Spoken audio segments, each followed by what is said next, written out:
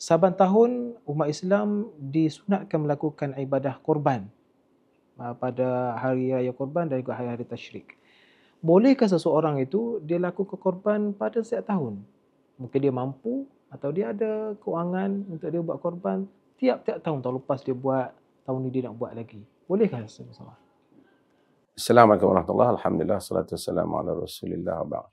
Terima kasih.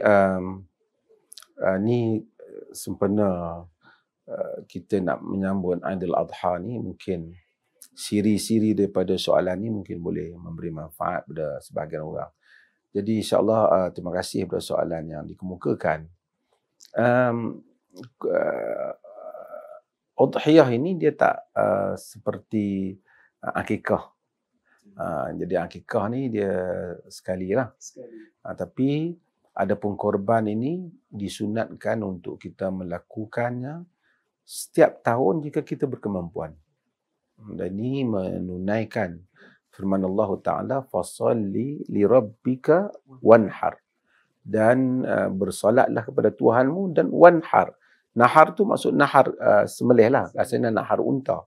Tapi maksudnya kamu korban. Jadi korban tu sama ada korban haji, termasuk juga korban yang kita lakukan sempena Aidil Adha ni. Jadi disunatkan setiap tahun. Kalau dia mampu, tahun lepas dah buat, tahun ni nak buat lagi pun boleh, seterusnya. Dan sunat itu ialah sunat muakkad. Sunat muakkadah, yang sangat dituntut untuk satu orang Muslim yang kemampuan dia melakukannya.